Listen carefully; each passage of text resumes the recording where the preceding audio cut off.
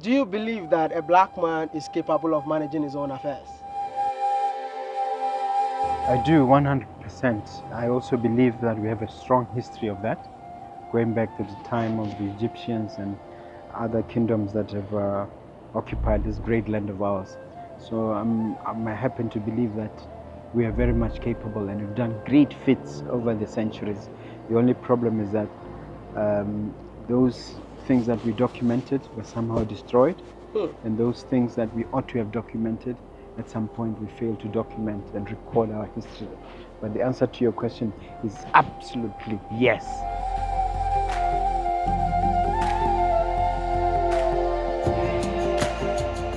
My full name is Mompuluki Leruma Mogobe. I like to think of myself as a visionary serial entrepreneur.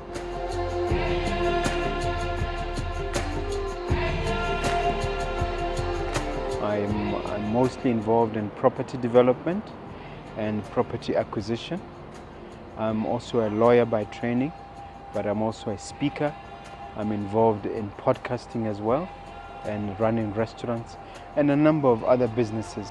As we say in the podcast, my objective is to enthuse, to energize, to inspire, and to empower others. So as long as I'm achieving that in one form or the other, making a difference in other people's lives, mentoring others, preaching to others, and then participating in joint efforts with others and making a difference in their lives, pushing people economically forward, getting things done. That's what inspires me. I mean, anytime you see properties like that belongs to you, how does that make you feel? Well, the sense of pride, sense of accomplishment, sense of fulfillment that you have worked and you actually see the direct benefits from your work. And the most importantly, you are now able to do things that you love.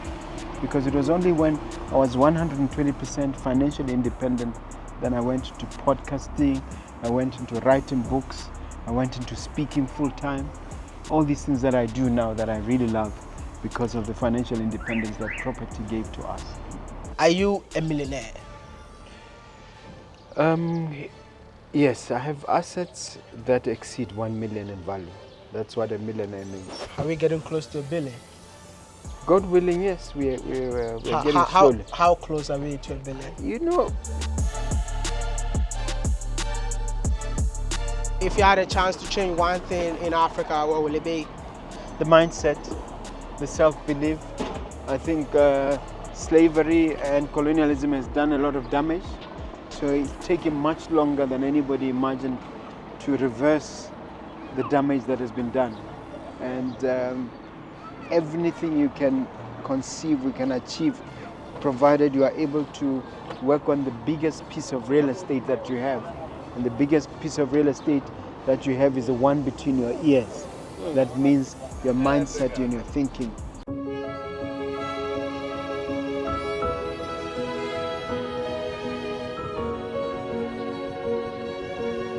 Mr. Mogobe, Yes, sir. how do you feel seeing your own plaza behind you? I feel blessed, I feel fortunate, and I think, God's countenance is upon me. So I feel very good, but I also feel that there could be a lot greater things to emerge from here.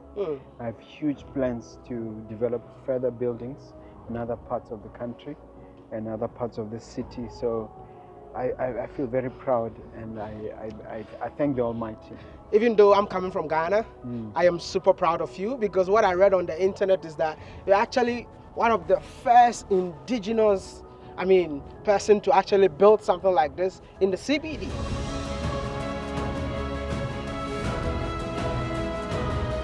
Okay. Is it something that was a lie, or it's right? I think it's correct. You picked it up correctly. I do have a few indigenous businessmen who own other parts of the CBD, but the numbers are small. I'm one of those guys who say that, look, the next generation needs to be inspired, and for us to be able to inspire them, we need to achieve more, and this is just the beginning. I love the fact that this is just the beginning, and you became a millionaire at 30. Yeah, it was age, in Pula terms, from what I recall, it was at age 29. In US dollar terms, it was 30. And the reason for that is that the difference between the Pula and the dollar wasn't as big as it is now. And it was easier to grow in dollar terms those years, because I achieved that feat around 1993. But then the currencies have seen widened. So, you know, the US dollar has dwarfed the Pula. Let's take it back to the genesis. How did it all start for you?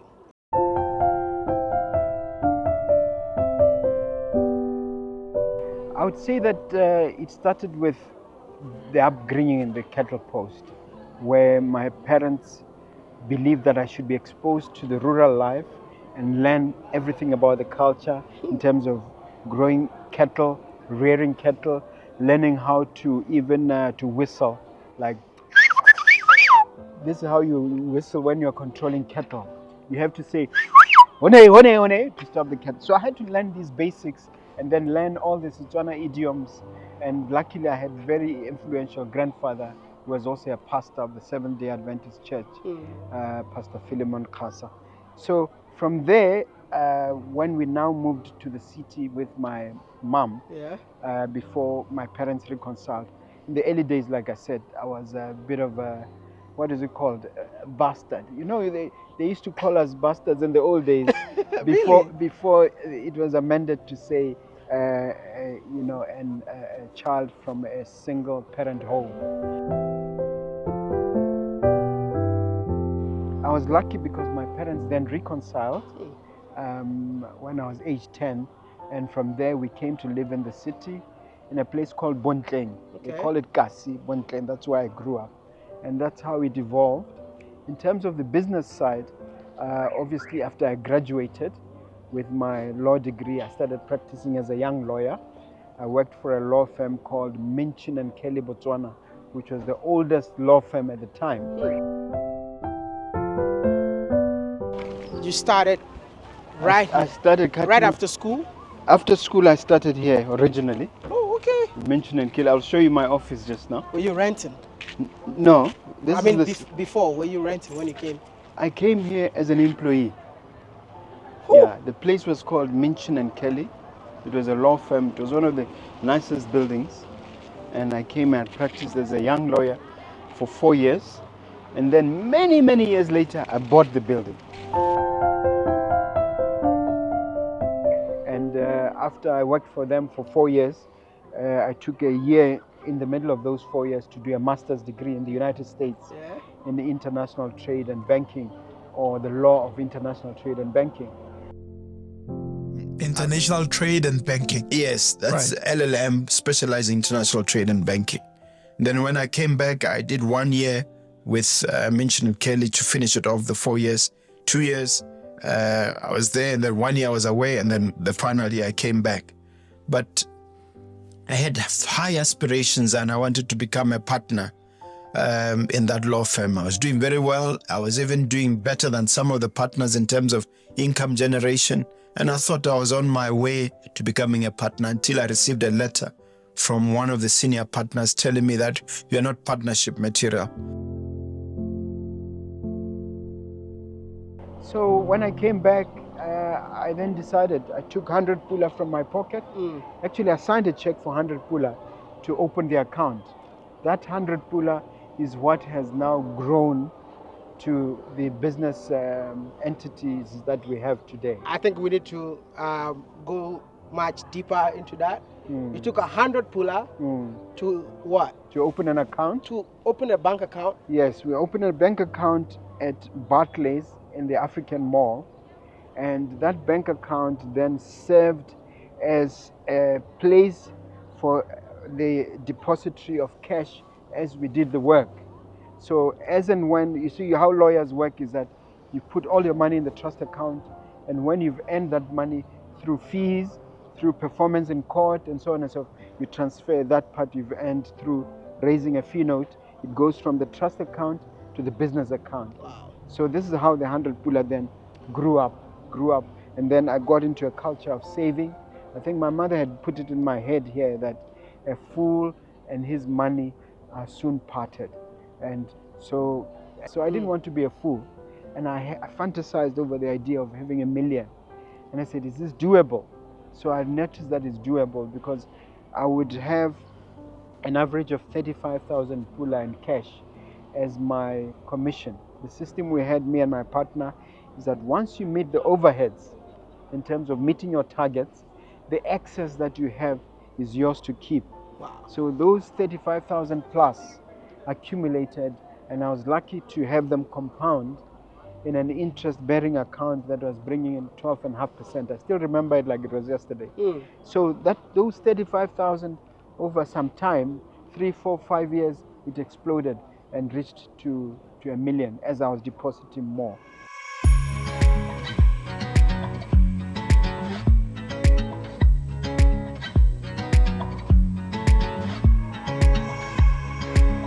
Coming from a family that reared cattle, which means that your parents could not afford to take you to school. How were you able to go to school, study law, go to the US, and came back? The thing about the Botswana government that is remarkable in the whole of the world is that education is compulsory and it's been free for a very long time. There was a time in the very early ages that my dad used to pay for school fees, but it was even then very heavily subsidized. From around the 80s, it was entirely free. So my parents didn't have to pay for school fees from secondary school right up to university. Is it really true that education is free in this country? Yeah, it's very free from primary to almost tertiary. Free? It's free education, yes. We don't pay education in Botswana up until university. Even if you go study overseas in the best courses, the government takes care of that. So education still absorbs, if not the largest percentage of our, our national budget. Wow. If it's not number one, it's number two. So it's always been like that in Botswana. So I call myself a diamond baby, in the sense that I'm a beneficiary of that. But I was able to go to school initially in Edinburgh, Scotland, which was part of my law degree, which was 5 years in total. But out of those 5 years, 2 years you had to spend in Edinburgh, Scotland, where it was freezing and cold. And after that, that's when I came back here. But 2 years into my work, I then decided to do a master's degree. That's when I applied to the Americans. There's an organization called AED. I'm trying to remember what it stands for. But that organization, it's part of the American outreach to developed nations. And I was able to get an AED scholarship to go and study at the American University in Washington. So that's how it evolved. Living in America after 2 years, why did you come back? No, I actually did my master's degree in 9 months. In 9 months? Part of the reason I did it in 9 months because I wanted to come back because I had a life to build here. You've noticed one thing about Botswana, at least the time when I was a student, is that they love their country. Wow. Whereas other nations will be, I had a Malawian friend who kept extending his courses and wanted to stay. And this was a 24 months master's program, but I decided to do it in 9 months. Just to come back? Just to come back. I also naively thought I could work briefly in a law firm there. I got a posting at a law firm called, they call it internship or attachment. The law firm is called Pepper, Hamilton and Cheese. So I naively thought once I finished my master's, I could maybe spend 6 months there and then come back. But I found out that I hadn't read the fine print, which said once you've graduated, you go back. So it was a bittersweet moment that I couldn't spend 6 months with that law firm. But once I was here, I forgot about all that and I started working.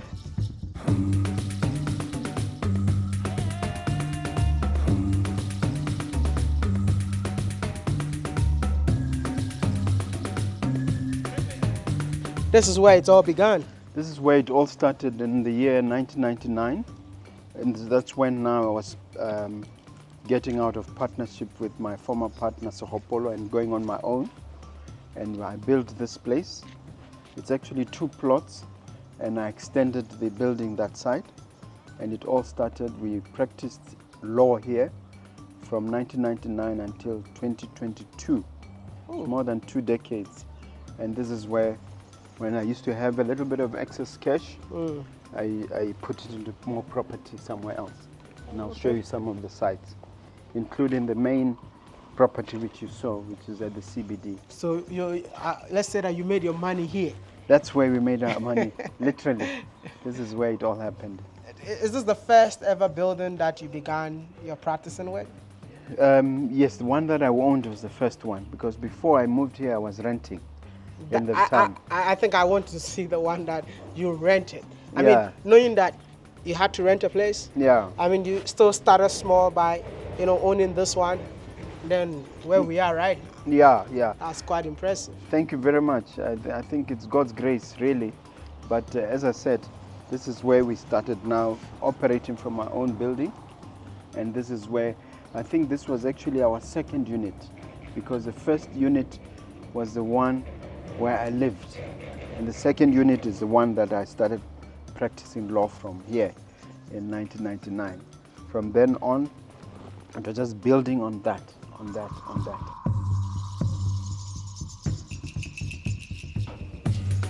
Being a successful lawyer, why would you switch from being a lawyer to real estate? Okay, it was really more a case of diversifying. But if you read my book, you'll see the way I share the story is that initially I was getting a lot of nonsense from my landlady, who used to ask for rent at the wrong part of the month. And I felt like she was harassing me a lot. So I decided that enough of this. And then I started looking for a piece of land to buy. Yeah. And initially I bought a piece of land in a place called Calaview, still here in Gaborone, for 180,000. That was the initial start, but it wasn't like an intention to switch to real estate. Where I intended now to focus on real estate is when I had a problem with the law society, and they were threatening to take my practicing license. And I started thinking in terms of alternative method of living.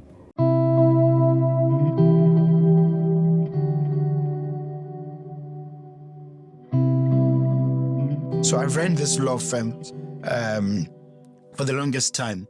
And it was during the time that I was running this law firm that I experienced what I call a cataclysmic event, a life-threatening event where a group of my colleagues through the law society conspired, at least in my judgment, to try and get me off the role of practicing lawyers.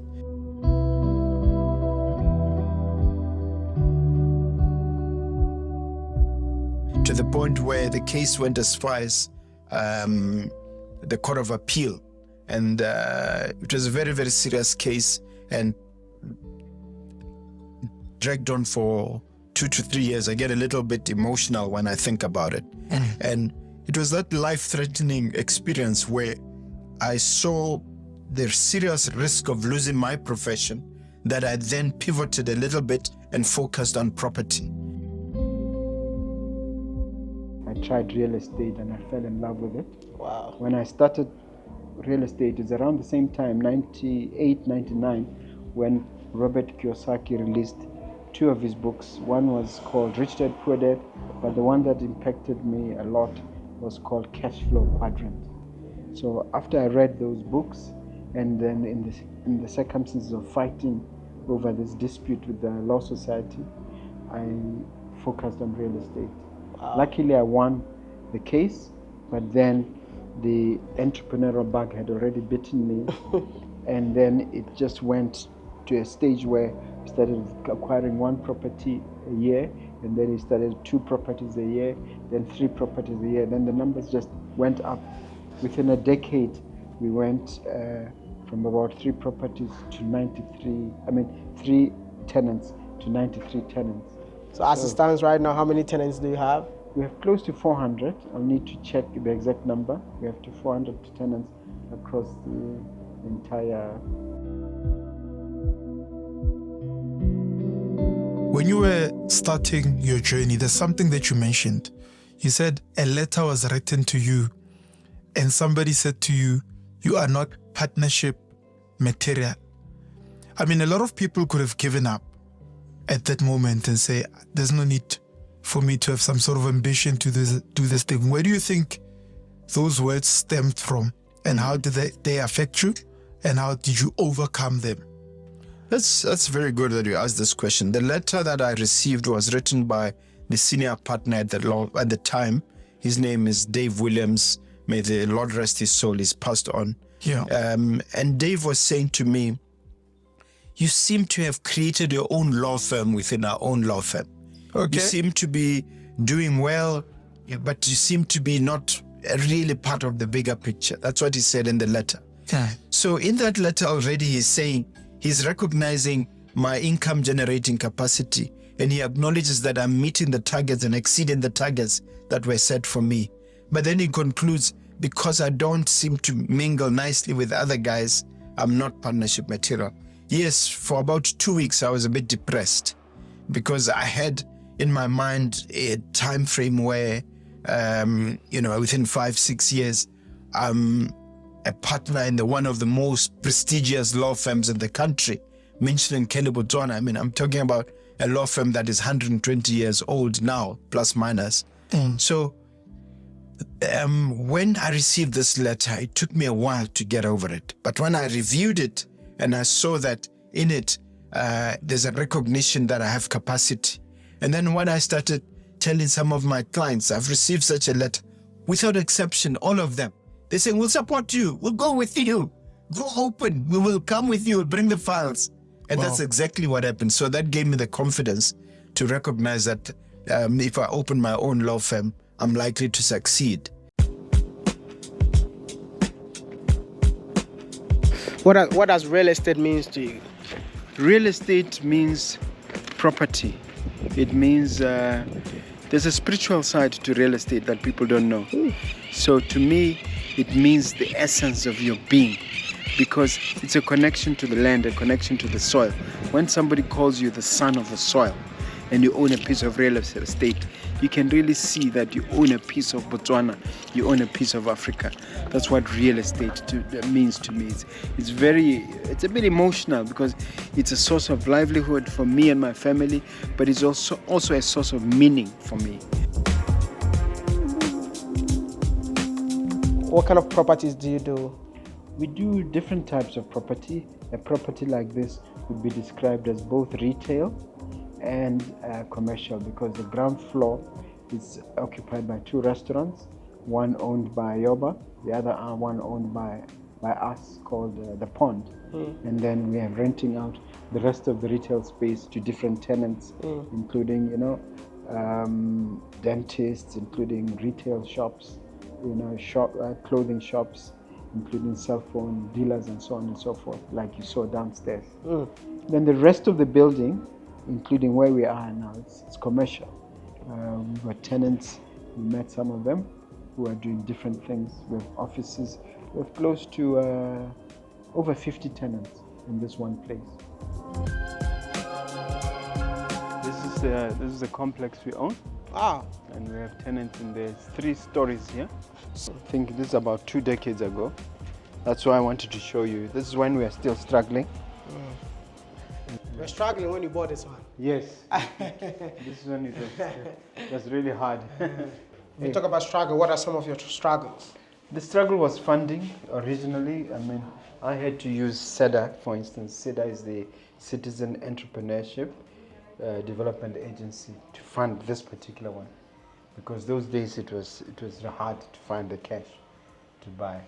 So this one now was helped by SEDA, and it was hard because you had to sacrifice financially. There were times when we had to put aside maybe 80% of everything that you make, put aside for a property purchase, and then survive on the 20%. So it wasn't easy those days. Do you believe in starting small as an entrepreneur? I think it's absolutely essential. In fact, what I teach the young entrepreneurs now is that don't fund your first venture. Try and bootstrap your first venture so that you can test the market with minimum risk.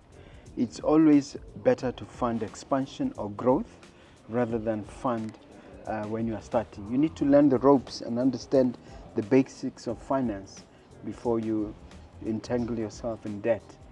That's what I believe.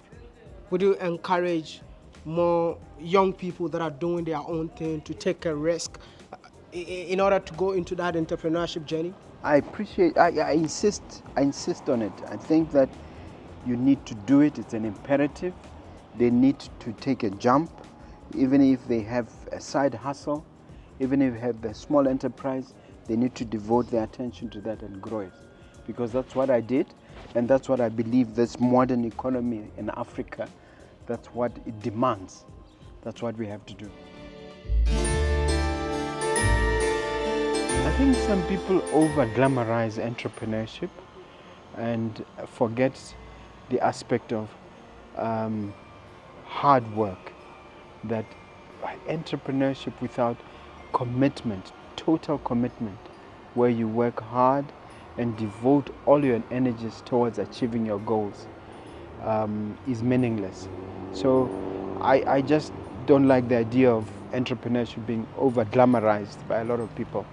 But otherwise, I think entrepreneurship is the answer for this time for Africa.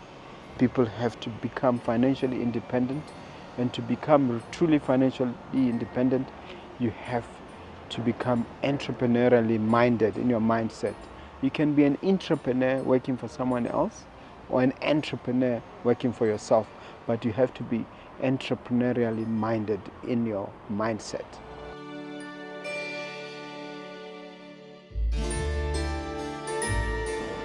This place is called the Khabani Junction Mall. Why the name Khabani? Khabani is the name of this location going this way. Oh, okay.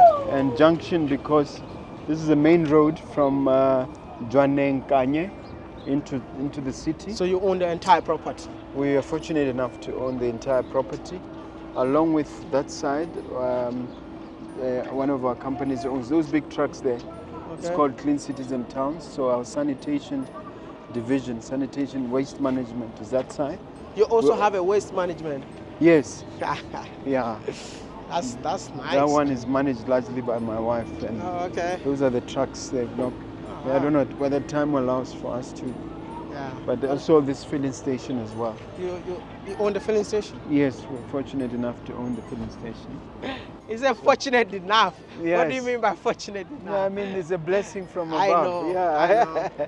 I know. So when I first came here, it was just a piece of bush, and most people didn't think anybody would be interested in having a mall here when I first came to see this piece of land.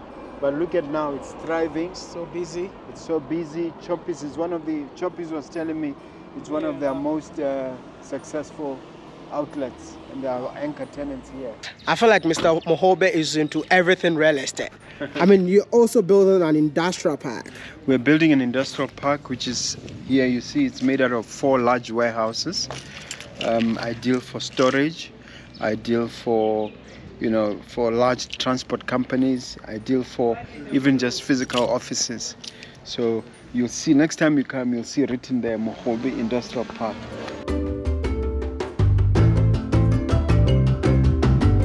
You've done it. And I think it's a testament to a young African that it's possible to make it in Africa. Yeah. If you have a message to that young African, what would that message be? Well, I think everything is achievable. I decided while I was still a young man in my 20s to attain 1 million in US dollar terms and in Pula terms. Those days when I was starting up, the gap wasn't that big between the Pula and the US dollar. So I was able to achieve the 1 million in Pula, and then a year later the 1 million in US dollars before the age of 30.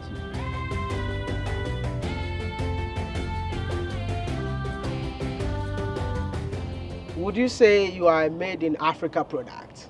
Yes, I think I'm an African born and bred. I'm a strong believer in that you can achieve any height if you set your mind on it. I talk about and teach on the triangle of success. The triangle of success would be shaped like this. The lower part of the triangle of success is desire. which means you have what Napoleon Hill calls white hot desire, determination to succeed.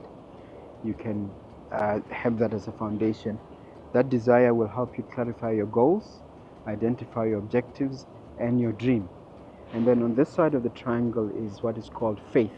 Faith is a belief system, that is, as it were, the software that you need to function. And if you're a person of faith, me, I'm a Hebrews 11 type of guy who believes very much that you can achieve anything you set your mind to. So you have your desire and you're activating your faith. It literally means you believe in God. It means you believe in your own abilities and you go for it. And the final side of that triangle of success is execution or action. So if you get this triangle of success and you nail it, there's nothing that can beat you, because you will be able to mobilize all the resources, you activate all the context that you need to be able to get to your destination. So everything that you've built was built in Botswana. Indeed, I sometimes I'm a little embarrassed that I haven't diversified my political risk by getting out of Botswana. But yes, from the property side, all the units that we've developed in terms of warehouses, in terms of office complexes like this, in terms of also residential properties are in Botswana. Why is it that we don't have so many billionaires in Africa? It's a combination of factors, mostly having to do with our mindset as entrepreneurs, but also the system is a little bit stacked against us. The system from the colonial, the post-colonial age is a little bit stacked against us. So we have to be 3 times as good and fight 5 times as hard. So as other people in other parts of the world. In addition to that, remember our currency is losing value continuously at a much higher rate, and we're mainly import-based economies. So I think that's part of it, but I think that is changing though. Yeah. I think that is changing because we are beginning to find a lot of people don't want it to be known that they are in that category. Yeah. A lot of people are hiding because of the way the society is structured and the mindset. People don't want it to be known that they've reached those. But I think there are people, even here in Botswana, who have long reached the billionaire status, but it's don't tell anyone. What is that one quote that keeps you moving? The one quote that I just automatically rush to is, never let perfection be the enemy of progress. What that means is that don't wait for all your ducks to be in a row before you start firing. When things are just about, just go. Because if you wait for perfection, you'll be stuck. You cannot wait for all the robots to turn green before you leave your house. So that is the argument.